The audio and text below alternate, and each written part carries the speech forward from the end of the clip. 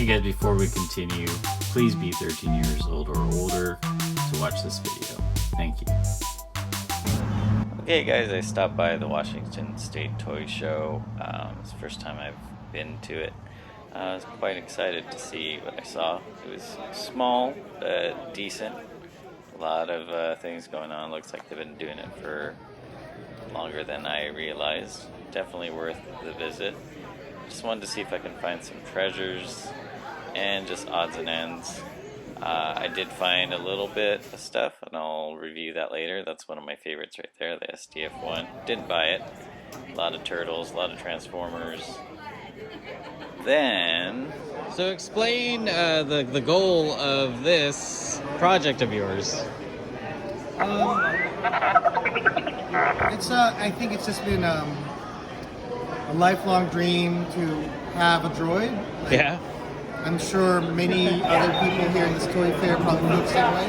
The reason why we collect toys Right. is because we want tangible, physical objects that represent the things we love. Okay. That's why we have toys. I love it. This is no different. I've always wanted a droid. And so I was lucky enough to meet people that helped mentor me into this kind of stuff. Rob over here. Yeah. Yeah. Nice. Bunch of brown droid makers. Yeah, Asian droid makers. Yeah. So no, like having mentors like Rob to help build has been amazing. So this is something that I got into 3 years ago. How long would it take to build one if you were to take it on as a beginner, like me? Average. Yeah. And I am one of those beginners. The average time is about like 3 years. 3 years? Yeah. But it's well worth it. Yeah. Definitely. Whoa, look at this guy. Oh boy. That is awesome. Cool. Well, thanks for Yeah, of the course. quick interview. Yeah, man. I'm And- Carlo. Hey, Nice Carlo. to meet you. Yep, of course. My name's Dino. Dino? Thanks, Dino, and cool droids. Thanks for taking the time to talk to me about your project. I'll leave the link down below. You guys can check out what they're doing with the droids, and maybe you'll make one in 3 or 4 years, as he said. But this is my haul. I really kept it conservative. I did buy a couple other things, but I already sold them, so I moved on.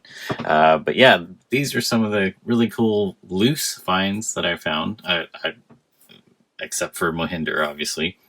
I mainly got Mohinder because he was only like $2. It was insane. And he's got these accessories that I might want to use for, like, you know, Spider-Man in a photo shoot or whatever. But yeah, that's mainly what I wanted to do, was just to find some loose treasures at this toy show. It's the first one I attended. I had just moved here, so I didn't know they did that. It's in Puyallup, Washington. That's where I'm at. I'm in Washington.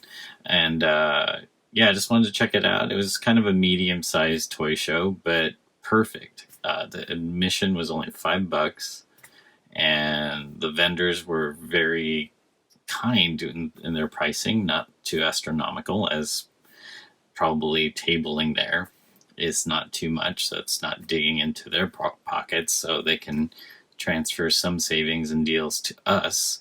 But yeah, this is what I found. I found some really cool loose figures.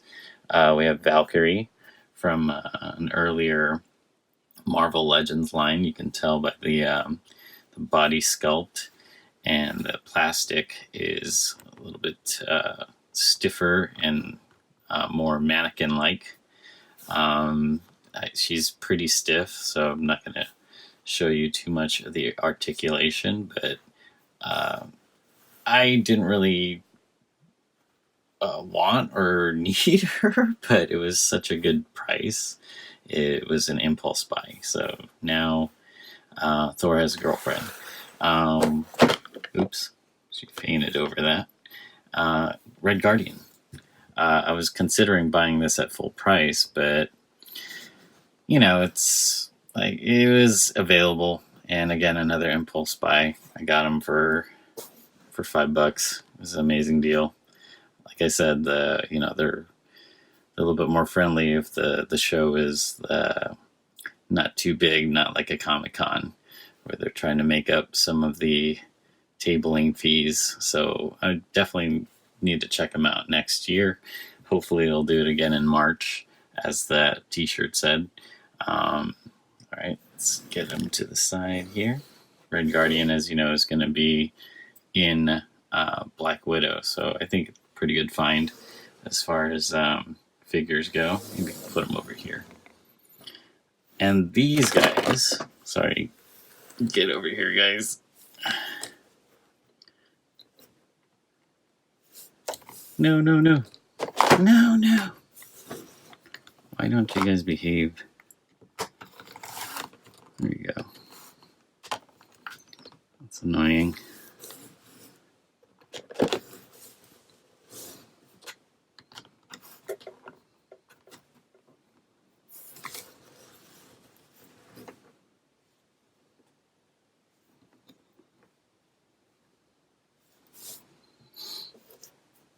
Then these guys, I don't know if you're familiar with them. I just recently found out about them. I didn't know WizKids and HeroClix did this. This is the ShadowRun full size, or let's see, 1/6 size. No, 1/6, no, 1/12 size. HeroClix. So I've never played Shadowrun before, and I really didn't know what the deal was with these guys, but I just thought they were really, really cool looking. We got G-Dog, sounds like a hip-hop name, and as the uniform suggests, like a werewolf, zombie, gangster, you know, kind of traditional gangster garb there. And then we got the Street Deacon, kind of post-apocalyptic cyborg cowboy, who's probably also a preacher.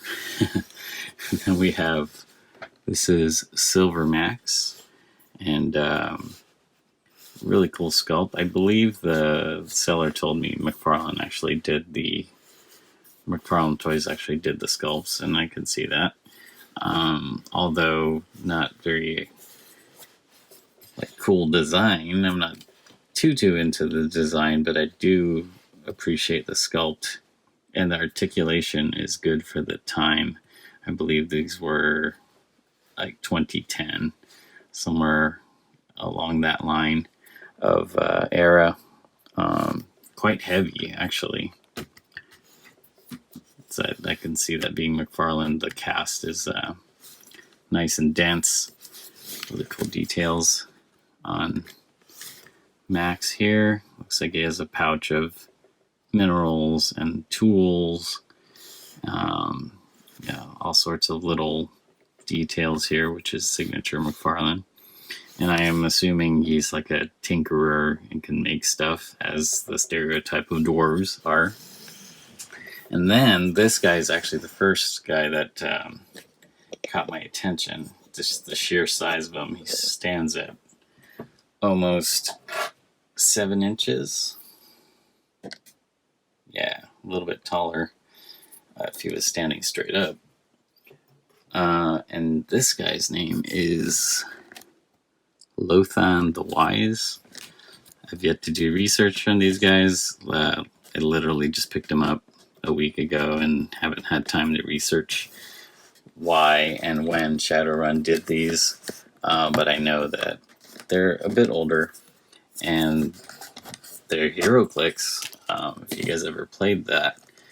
So they come with these bases, and within the base, I guess they have all their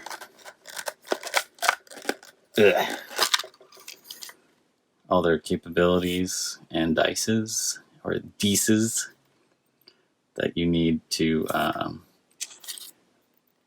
play, and measuring tape of movement. So I thought, very good buy for what the vendor was asking. I'm not going to disclose that because it was too good of a deal. Needless to say, these guys are pretty rare to find, and I've seen them online for much, much more than I paid. So I feel like this was a good impulse purchase. And Of course, I showed you this earlier, Mahendra Suresh, if you're familiar or remember the show Heroes. This was a short-lived action figure line from Mezco. Yeah, I don't really know if I'm gonna try to hunt and be a completist and get everyone. I just thought this was too good of a deal to pass up at $2, especially if you wanted props, which I do. So there you go, Mahinder. Well, that's pretty much what I found at the toy fair in Washington, Puyallup. I'm gonna try to make it to the next one in March. I don't know how busy I'm going to be that month. But yeah, stay tuned. Hopefully I will do another video for this toy fair. Just a lot of things hectic with the COPA laws and FTC cracking down on people that are trying to do reviews, and the verbiage is very vague. So I feel for you guys that are watching these toy reviews and unboxings. It's gonna be a weird time for just wanting to talk about toys. Well, I do appreciate you watching. Please like and subscribe, leave a comment, and hopefully I'll be able to continue to do this. Thanks again.